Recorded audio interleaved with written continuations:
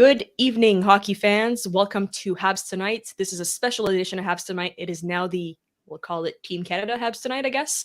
Or We're going to Canada be tonight. Why not? Yeah, Canada Tonight. There you go. We sound like an Let's go official for it. news channel now. We're going to be touching on the Team Canada's men's and women's roster tonight. It was leaked earlier this week, but we got the official announcement today. So, guys, what are we thinking about? Let's start with the men's line. Want to start with the women's or the men's? Does it really matter? I guess we could start with the men's. Let's go for it. So here is your roster for the men's 2022 Olympics for Beijing. So we've got a little bit of a Montreal Canadiens reunion tour here, starting with Claude Julien. That's your head coach. You've got former Montreal Canadian Daniel Carr, Eric Staal, Desharnais, Jordan Wheel. You've got Adam Cracknell that was in Laval, so you can count him as well.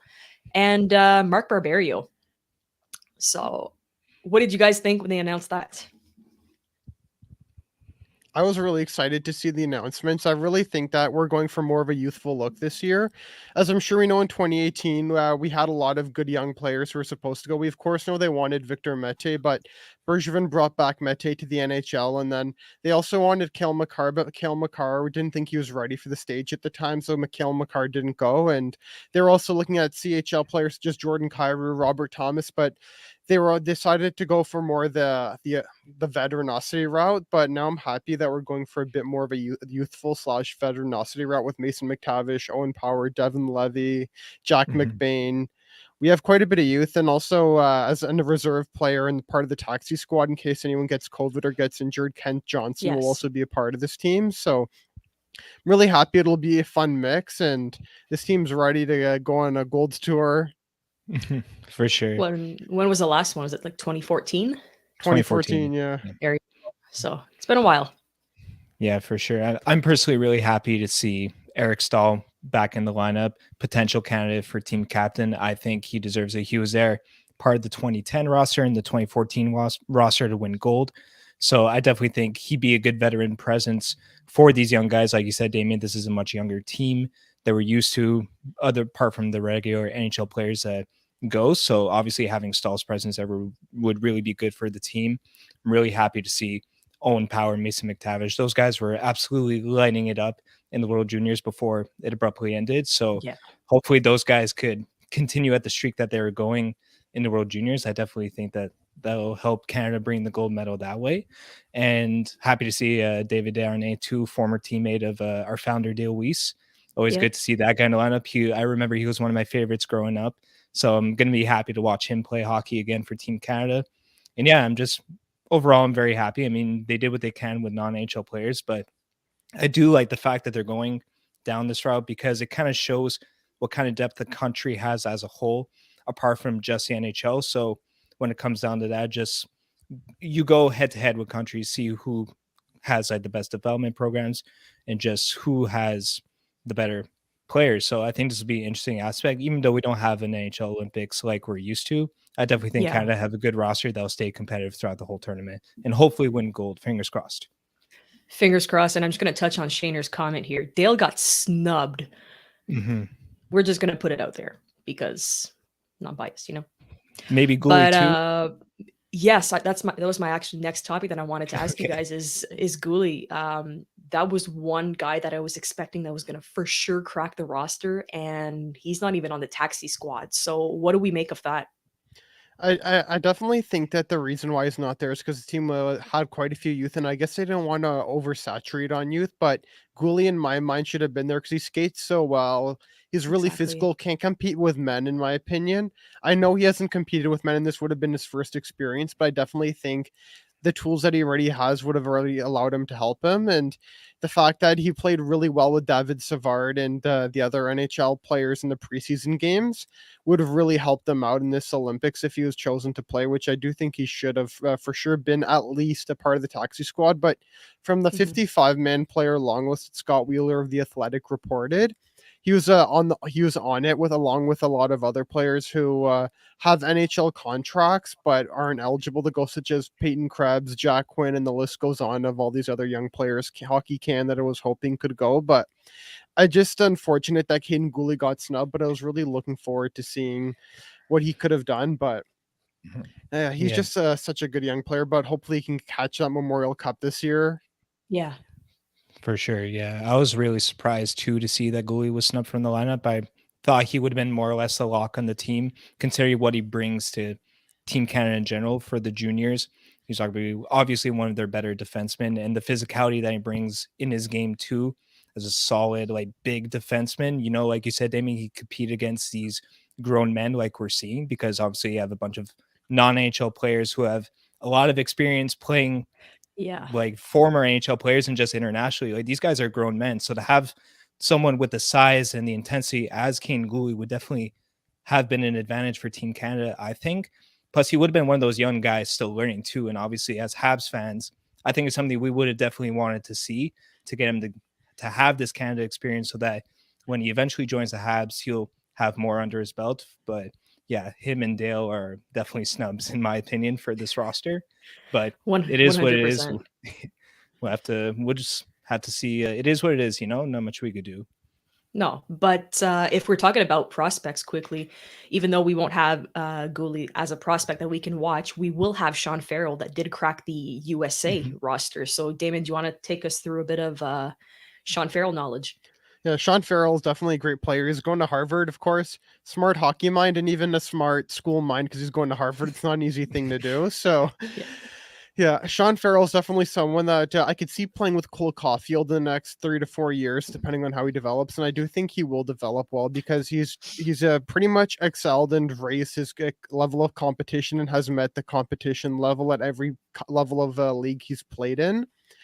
He's played really well in the USHL last year. He was the top scorer in the league, and now he's in Harvard. And I don't remember my stats exactly correctly, but I'm pretty sure he's just over a point per game there in his rookie season, which is really good. So that's definitely something that I really like about Sean Farrell. And also the one thing that he has, which I cannot stress enough how key this is, soft hands. That's something the Montreal Canadiens need to learn this year. Yeah. And that's definitely, if everyone had soft hands on the Habs this year, we definitely would have at least won more games. But Sean Farrell has such soft hands that he would easily receive the puck well, throw the puck around really nicely. And I definitely think that once he makes the NHL, he's definitely going to be a key contributor right away with the Habs. Agreed. And I'm really happy that at least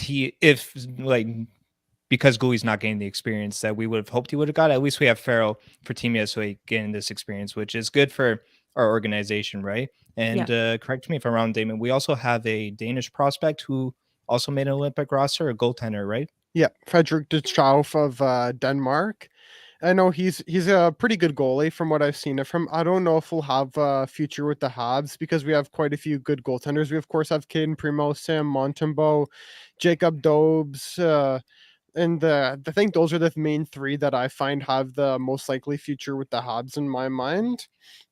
And Frederick Duchow is a pretty good goalie. He was supposed to start last year for the Sudbury Wolves of the OHL, but then, of course, the OHL couldn't get a game in due to COVID-19 pandemic restrictions here in Ontario. So he couldn't get a game in with Sudbury Wolves, so he was playing over in Europe, and he was playing pretty well. It's too bad. And yeah, I don't know if he will start a game, as he's the youngest goalie on the team. So yeah, but it'll still be a good experience to go to the Olympics, practice with those men, and even if he does get a game and he has that experience, I definitely think that'll be a key thing that he could bring to the Habs in the future if he makes it. Yeah, definitely. Any experience really will take it, right, for our organization, whether it Exactly. be potential starters or just depth pieces or oval pieces even. I mean, anything for the organization, any sort of experience whatsoever will take, right? So the more the merrier. 100%. Let's talk a little bit about Eric Staal, because there's a lot of, I guess, split opinions on him being placed on the roster. So you've got half the fan base that's saying he's 37 years old, he's way too old. Why is he the guy that's being called up? And you've got people saying he's the guy with experience. He could be your captain, as you said, Marco. So how do we feel about having Eric Staal basically as your leader for the group right now? I definitely think he's a good guy to have as a leader, in my opinion. He may be on the older side, the wrong side of 30, as I'm sure we all know, but in the playoffs, when he got his game going, he was played really well, and I definitely think also his voice in the locker room was definitely key. And I remembered Brendan Gallagher said it on the interview on this channel here. I remembered he said that Eric Staal, I remember it spoke to the team before Game 5, before they started that 447-minute playoff lead without time without trailing. I definitely think he's definitely a key voice, and he's worth every penny to an NHL team if they were to sign him. But he's definitely going to be worth the pick to have on the team, and he's going to be a key voice in that locker room, and is definitely going to mentor a lot of the young guys such as Owen Power, Jack McBain, Mason McTavish, and Devin Levy. So I definitely think that he's going to be a key voice, the key leader on this team, and the captain for sure, and he will play a very responsible role for this team. Yeah, I think he's really earned the spot for sure. I mean, correct me if I'm wrong, but he was named captain on the 2013 World Championship roster, right, for Canada? Correct. Correct. Yeah, okay. So, I mean, he already has captain experience with Canada, so no doubt in my mind that he will lead the team this time. Plus, he does have captain experience in the NHL as well. He was a longtime captain for the Hurricanes, won a Stanley Cup with them. I mean, whatever team you have, you can't have a fully veteran team, or you can't have a full young team either. You need some sort of mix. I mean, I think this Olympics, like with the Canadian and American rosters, they're definitely going for the more younger prospects sort of team depth. But you do, regardless of the situation, you do need veterans to lead the team, or else these kids, I mean, they have all the talent, but they need a sense of direction too, because they don't necessarily have the experience that a lot of these other NHLers or former NHLers bring to the game. So I definitely think having Eric Staal is a fundamental piece on this team, and I can't name a better potential captain for the roster than him. So I'm 100% on board with the decision to have him on team. I can understand how being on the wrong side of the 30s, like you said, Damen, does slow down his game a little bit. We all know he's not the player that he was in the past, but it doesn't mean that he won't be able to contribute on the ice for the team. And his presence in the locker room, I'm sure you can't speak enough volumes to how beneficial that'll be for these young guys going forward.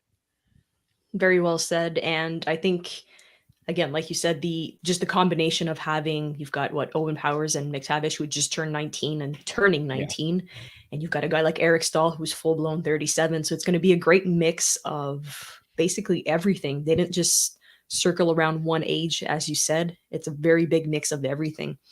Let's talk about Claude Julien. So since being fired by the Montreal Canadiens last season, we haven't really heard anything about him. He basically dropped off the face of the earth. So we found out that he was considered to be the coach for the Canadiens team a few months ago, and now he's officially named as coach. So how are we feeling about that decision? Is there anybody else that you guys had in mind? And if so, who would it be? Well, I'm happy with the decision of Claude Julien because Claude Julien, of course, is a Stanley Cup winner. I remember he was the assistant coach in 2010 and in 2014, and he has quite a bit of experience in this field, especially internationally with Canada, and also a World Cup as well to his title. So he's technically part of the triple gold club for the hockey sense, but unfortunately with the Olympic rules, I do know coaches unfortunately don't get medals. So he doesn't get that medal, but he's definitely got that Olympic ring and world championships gold. So he's definitely a great coach in my opinion for this, because he's such a veteran of the game, and I do think he knows how to use these youngsters to their advantage. And in his final years of Montreal, we noticed that he was using Suzuki and the other guys like Romanov more specifically in positions that put them in a good advantage. So I definitely see him using these kids in a good advantage spot. So I'm definitely really excited to see what he does. But one guy who I would have loved to have seen coach this team was Ted Nolan. Like, I'm a big Ted Nolan fan, but of course, after we know what happened in Buffalo, I don't know if I want to get into it too much, but he did a full documentary with W5, and he said some stuff about the NHL and different executives. So I don't know if that would have prevented him from getting this job, but he's definitely someone else who I would have also heavily considered for this job. Yeah, fully agree with you there, Damen. And I do think that Julien was the right choice for this. Like you said, he has a lot of experience under his belt. He's a quality coach. Like, no matter, like, if you take away the recent experiences with the Canadiens, I mean, you don't judge a coach or a player by their most recent experiences. You judge it by their whole career. And he's a Stanley Cup winner. I mean, there's no doubt that he's been a good coach his whole career. I'm sure that he'll provide what these young guys need to lead them to hopefully the gold medal. And I do believe too, I'm happy that Julien got this opportunity because it could be a good redemption opportunity for him. Maybe he could get a job in the NHL again after, depending on how this campaign goes. But we'll see. I mean, I'm fully on board with that decision too, and I'm excited to see how it goes. I definitely have trust in Julien that he'll guide these kids towards the right path. No, he definitely has the experience, as you guys said, and I think he's going to be a great asset as well. So to touch on what you just said, do you believe that Olympic coaches and training staff and basically the whole shebang, should they be getting a medal as well as the players, or should the rules stand that they're not getting anything? I believe for sure they should be getting a medal because I feel that their contributions off the ice help the players on the ice to leading the gold medal. For example, I don't want to sound cliche here, but as I'm sure we know in 1980 with the Soviet Union versus the U.S., I remember the U.S. coach Herb Brooks. He worked hard night in, night out, heavily identified how the Soviet Union played, and he pretty essentially cracked their code and found a way to beat them. And he was saying that the NHL, because the NHL All-Stars that year played the Soviet Union and lost in a 3-game series. And the final game, it was a blowout, 6-0. And the thing is, the first 2 games were pretty close, but then once we put in Gary Cheevers, things did not go well. It was a 6-0 loss. Yeah. Every game we put in Gary Cheevers, I guess you could say, but yeah, he cracked that code. He got all the matchups he wanted. He got the team playing a style of hockey the Soviet Union didn't recognize, and he essentially threw their own game back at them, and the Soviets couldn't handle it, and he eventually led them to the upset, which led to the gold medal. And he didn't get a medal, of course, but I think he and the whole staff deserve a medal, even including the training staff, in my opinion. Training staff, including equipment managers. Equipment comes in key, as I'm sure we've all learned from the 2019 World Juniors. Yeah. No, for sure. I mean, Herb Brooks did his homework there. That whole experience, right? The Miracle on Ice, it's based off that, correct? Like that movie, there's even a Disney movie about it, right? Yeah. So for anyone who hasn't seen that, it's a fantastic movie. Highly recommend you guys go watch. It gives you a nice point of view of how much effort these coaches really put in, obviously in a happy movie sort of fashion. But no, I feel like a lot of the work that coaches do and even the training staffs and all this, like they do a lot for these players and they're with them every step of the way, every day. Like I noticed as an athlete too, like playing in Italy and all that, like these training staffs, even like just the athletics coach and the nutritionist, they're with you guys all the time to make sure that you're playing at your peak. And without those guys, a lot of the conditioning that you guys see on the ice from these players, it wouldn't be possible. And the coach is one who's kind of like the mastermind behind all of it with the tactics, right? I mean, at the end of the day, it's the players who are the ones executing the final pieces. But I mean, it's really the coach who's the orchestrator. I mean, they definitely should get medals, in my opinion. I mean, there's a reason why their names and even the people in charge of the organizations are written on the Stanley Cup when NHL team wins. So if you do that for them, like, I don't know why you wouldn't give them a medal. I think they're more than deserving of it. And yeah, I just feel like their work often gets overlooked, which it shouldn't. But no, 100%, they should be getting medals. Coaches, nutritionists, athletic directors, training staffs, the whole ordeal. Anyone who comes along to make this team together, and it's a big team when you come to look of it, they all deserve one, 100%. Very well said. Completely agree with you guys. So Canada's going to be chasing their first non-Olympic gold medal since 1952. Yep. Do we believe that we have the right roster to go all the way if you compare to the other rosters that came out today? How is Canada looking compared to everybody else right now? I do think we're definitely a step ahead because of our sport hockey depth, but I definitely think some guys, of course, we know got snubbed. Like I do think Devan Dubnyk also could have been a part of this, or even on the taxi squad. He was saying on Hometown Hockey yesterday that it doesn't surprise me that he got cut because he didn't play much. But even without Dubnyk, I still think we still have the right players all in the right place to even just get gold. So I definitely think in our group, as I'm sure we know China's China, there was literally talk right before this tournament happened to have them removed and have them replaced with Norway to avoid a great embarrassment. So I definitely see us for sure beating China's for sure. Germany, I know we lost to them last time in the tournament, which was a heartbreaking loss where we didn't get off to the best start, but then as the game went along, we kind of got our feet back in the game, and then we were so close to tying it, but just couldn't tie it up. And the big thing is the US. That's definitely going to be a key one, and it's going to have a lot of interesting storylines. And I definitely think we have the edge over the US in terms of goaltending and an offense. So I do think that we kind of have a path to the gold medal, but it's going to be a lot more tighter than if this tournament didn't have Olympics, in my opinion.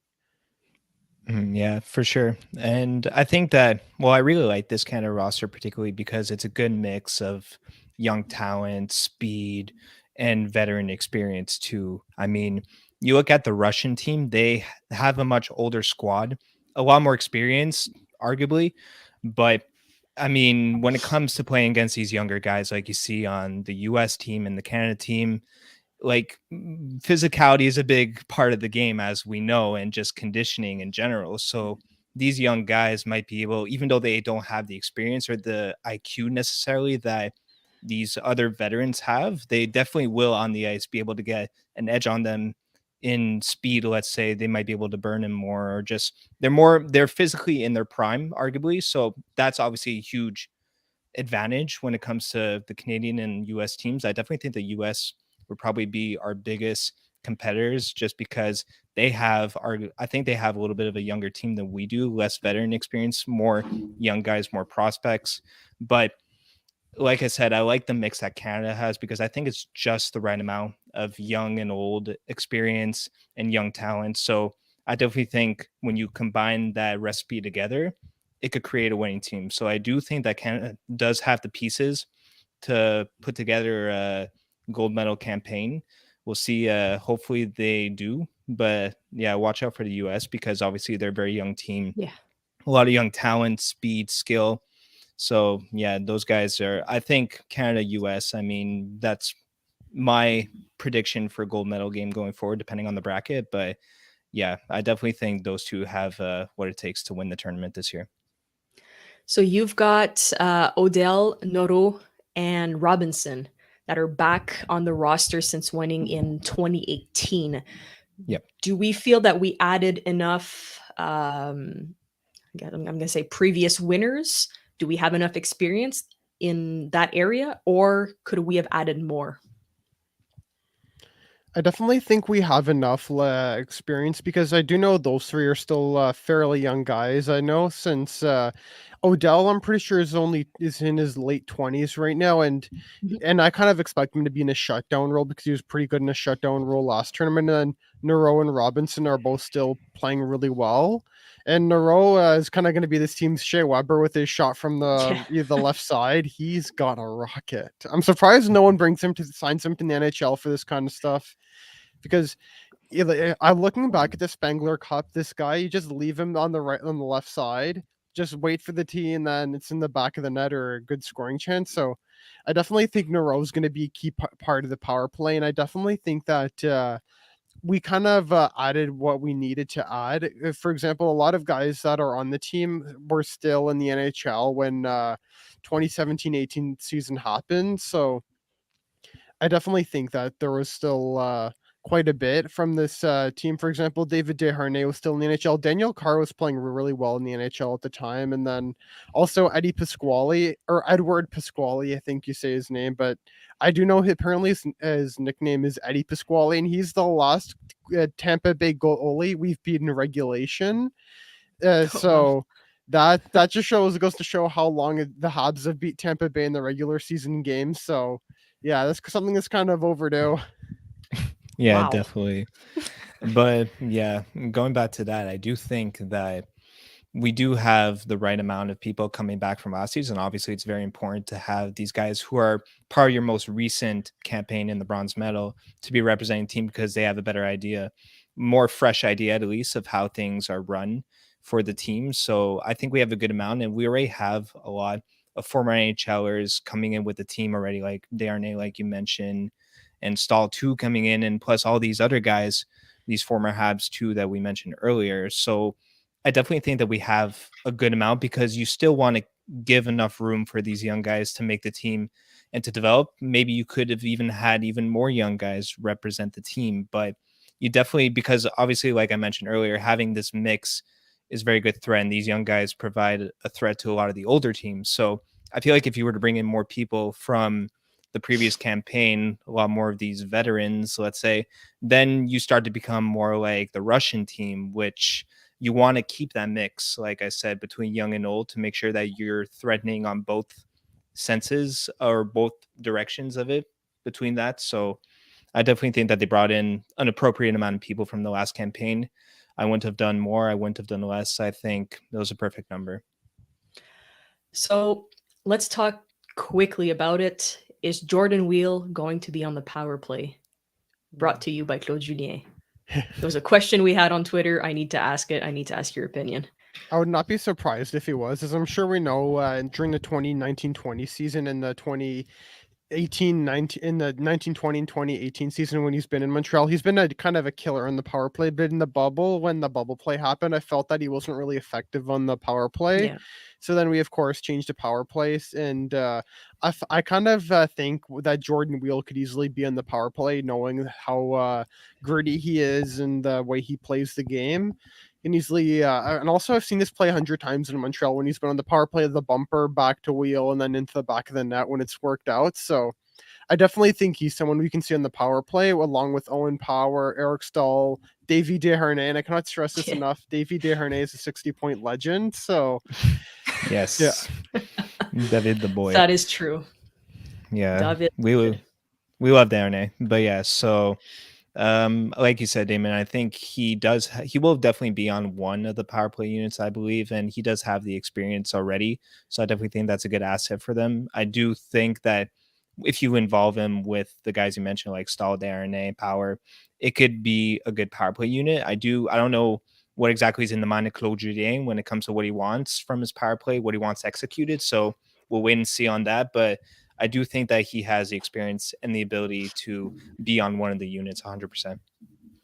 It's looking to be an exciting Olympic roster and time at the Olympics, but let's touch on the women's roster. So I don't know about you guys, but personally, it's one thing I'm looking forward to watching is the women's team. Every Olympic, it's always exciting to watch, and we have a pretty good roster here. Filled with obviously Mélodie Daou, you've got Sarah Nurse, Marie-Philippe Poulin. You know, it's a bunch of wonderful players that we can put it that way if we want. What did you guys think about this roster? I really like this roster. It's very similar to the 2021 World Championship team that won gold and beat the US over in Alberta. So yeah, it's definitely going to be a fun roster to watch, especially the game player who I think is going to be the game breaker that kind of elevates our game over other countries. I mean, specifically the US is Sarah Fillier. Sarah Fillier has been a monster, and she's pretty sure the point leader right now in the Canada-USA Women's Rivalry Series, and she's been a killer in that line with Natalie Spooner and Mélodie Daou. So that line's definitely going to be a killer for the US. Yeah, I mean, I'm gonna be honest, I don't really follow the women's side as much as I do with the men's when it comes to the Canadian Olympic team. But if what you're saying is true and how it's very similar to the roster when they won gold previously, then I have no doubt that they could repeat it. I mean, I don't know much about the rosters specifically, but I do know that Canada knows how to put a good team together for the women's. So I have no doubt that they would have done the same thing this year again. And yeah, I mean, any sort of Canadian team I'm going to support. I'm going to watch more of the women's, that's for sure. I'm trying to get more involved with that. But yeah, if what you're saying is true, then I have full trust in the system. Let's talk about Marie-Philippe Poulin, which incredible career this woman has had, and probably going to be your captain again this time come around. So let's talk about her quickly and what she brings to the team and just to women's hockey. She brings a lot to the table. In my opinion, she's probably the best player in women's hockey right now. And maybe even you can make that argument up there with Haley Wickenheiser as well. And she's just been a complete force, number one center. She's pretty much done it all that she can that she can right now. So I just think she's done so well, and she's definitely an idol that a lot of young girls look up to. So yeah, she's definitely a great hockey player. Yeah, I mean, like I said, I don't really know as much on the women's side, but I do know these two names that you guys mentioned, Wickenheiser and Marie-Philippe Poulin. I mean, you see her on the Tim Hortons commercials going on during every hockey game. I mean, just based off that, you could tell that she's a Canadian icon. So, I mean, just off that, obviously, she's a role model. I believe that she's a role model, like you said, Damon, for these young girls going up playing the game of hockey. And I think that having her presence there too, it'll be great encouraging sign to lead the young generation. And hopefully their veteran presence could also lead the other women on the team to become sort of icons themselves in the future and to lead those next generations. Very well said. The goaltender, Emran Smashmeyer, is also, I believe she's friends with Brendan from our team, his wife. So we're looking forward to hopefully having her on the channel in the near future, along with Kim St. Pierre, maybe Marie-Philippe Poulin as well. So pretty good roster coming out for interviews in the near future. Before we log off, is there anything else you guys wanted to touch on or make comments on? Go ahead, Damon. There's definitely quite a bit to talk about for the Olympics. So I was just wondering quickly. So I want your opinion on this. So I do know the women, because I do know COVID's going to be a big factor in these Olympic Games. The women have all bubbled up the women's Canadian national team. I'm just wondering, do you guys think that men should do the same? 100%. Yeah. 100%. I mean, 100%. we saw the disaster that went on because of how poorly planned the juniors were. So there's no doubt that the bubbles are effective. We saw this in the NHL playoffs. Even there's no issues that arise. So I think the women they got the hammer on nail with that. I think they're ahead of the curve. I mean, the bubble is the way to go. There's no debating that. So I 100% think that the men should do too. There's no reason why they shouldn't, especially if they're trying to avoid another disaster scenario like what happened with the juniors. I mean, no one wants to see a tournament abruptly ended, especially in the Olympics where you have more cultures being involved in the tournaments. There's higher risk potentially. So, and we know how strict China is with their COVID rules. So yeah, I would fully estimate that they would implement a bubble for the men's too. I think it's the logical answer. Personal opinion on my end would be the whole Olympic ground should have been a bubble. I mean, every single country, every single team, like if you're going to run something smoothly, especially in China with everything going on, as you said, when it comes to COVID protocol, it should have just been mandatory. It worked for the NHL. Why couldn't it work on an Olympic ground? So it's going to be exciting to see what they're going to do. I'm happy the women's did it, but the men should definitely consider it. Yeah.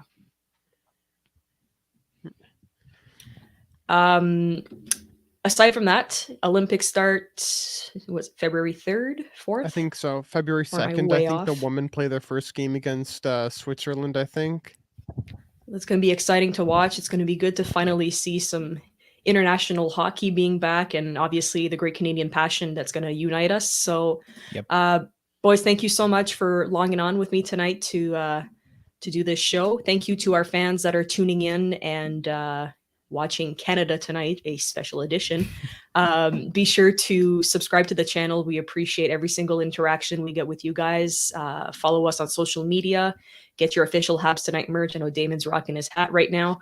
HabsTonight.net. We just released a brand new hoodie today, and we're going to have some new ball caps being released this week. So that new hoodie is fire. I invited everyone to go check it out. I saw that this morning when the drop happened, and I was like, wow, I got to get me one of those.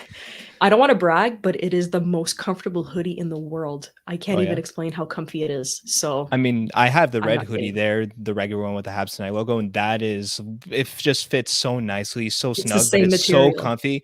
Oh, well, if it's the same material, then I'm 100% getting one. That's one of my favorite hoodies. It's so comfy, guys. It is, just get one.